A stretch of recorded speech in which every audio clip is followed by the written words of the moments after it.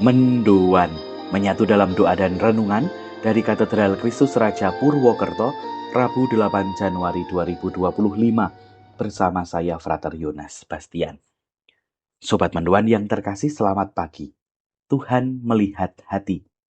Judul sebuah lagu yang menggambarkan bahwa Tuhan tidak memandang sesuatu hanya dari hal lahiriah, tetapi mampu mengerti hingga ke dalam hati sanubari. Itu menjadi ajakan bagi kita untuk juga mampu melihat karyanya bukan hanya dengan mata jasmani kita, tetapi juga mata batin kita. Maka mari kita kuatkan diri dengan merenungkan inspirasi sabda Tuhan dari Injil Markus bab 6 ayat 45 sampai dengan 52. Dalam nama Bapa dan Putra dan Roh Kudus. Amin. Inilah Injil suci menurut Markus. Dimuliakanlah Tuhan. Sesudah memberi makan 5.000 orang, Yesus segera memerintahkan murid-muridnya naik ke perahu dan berangkat lebih dulu ke seberang ke Betsaida. Sementara itu ia menyuruh orang banyak pulang. Setelah berpisah dari mereka, Yesus pergi ke bukit untuk berdoa. Ketika hari sudah malam, perahu itu sudah di tengah danau, sedang Yesus tinggal sendirian di darat.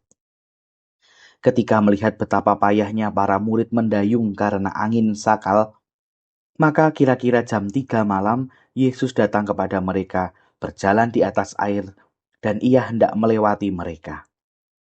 Ketika melihat dia berjalan di atas air, mereka mengira bahwa ia adalah hantu, lalu mereka berteriak-teriak, sebab mereka semua melihatnya dan sangat terkejut. Tetapi segera Yesus berkata kepada mereka, "Tenanglah, aku ini, jangan takut." Lalu Yesus naik ke perahu mendapatkan mereka dan angin pun redalah. Mereka sangat tercengang dan bingung, sebab sesudah peristiwa roti itu, mereka belum juga mengerti dan hati mereka tetap degil. Demikianlah sabda Tuhan, terpujilah Kristus.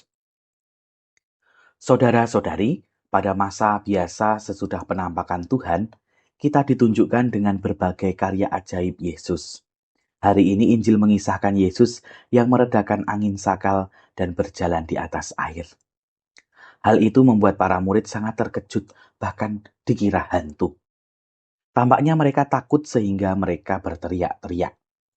Penginjil menjelaskan bahwa para murid sebenarnya masih belum begitu mengerti tentang yang dibuat Yesus. Bahkan terhadap mujizat penggandaan roti dan ikan yang dilakukan sebelumnya pun hati mereka masih degil. Tenanglah, aku ini, jangan takut. Ungkapan Yesus untuk menenangkan para murid, namun sekaligus untuk menyatakan dirinya yang mampu membuat hal ajaib itu terjadi, sehingga ia adalah satu-satunya penguasa dalam kehidupan mereka. Hal ini menjadi ajakan bagi kita. Dalam pengalaman kita, bagaimanakah kita memandang dan menerima Yesus sebagai satu-satunya penguasa dalam hidup kita? Untuk melihat itu semua, kita tidak hanya mengandalkan mata jasmani kita, tetapi juga mata hati kita. Misalnya, saya mengikuti sebuah kontes bernyanyi. Saya sangat takut dan gugup. Pandangan semua juri tampak mencekam. Saya pasrah pada Tuhan karena saya merasa sudah berusaha secara maksimal. Setelah mendengar pengumuman, saya masuk dalam peringkat.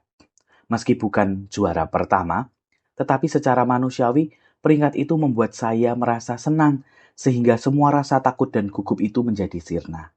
Tetapi secara rohani, saya merasa sungguh didampingi oleh Tuhan, sehingga ketakutan saya menjadi terobati. Kita mohon rahmat Tuhan, semoga inspirasinya menggerakkan kita untuk mampu melihat setiap pengalaman hidup kita dengan hati. Maka kita dukung segala usaha kita dengan berdoa. Allah Bapa penyelenggara kehidupan, kami bersyukur boleh Kau sertai kami dalam setiap pengalaman hidup kami. Semoga Roh-Mu membimbing kami untuk mampu melihat pengalaman kami dengan mata rohani kami, sehingga kami semakin percaya Engkaulah satu-satunya penguasa hidup kami. Demi Kristus, Tuhan dan pengantara kami. Amin. Semoga kita semua keluarga kita, perjalanan hidup kita hari ini, dan upaya kita untuk melihat dengan hati. Senantiasa dalam naungan berkat Allah yang Maha Kuasa, Bapa, Putra, dan Roh Kudus. Amin. Selamat pagi, selamat beraktivitas. Tuhan memberkati. Salam mendoan.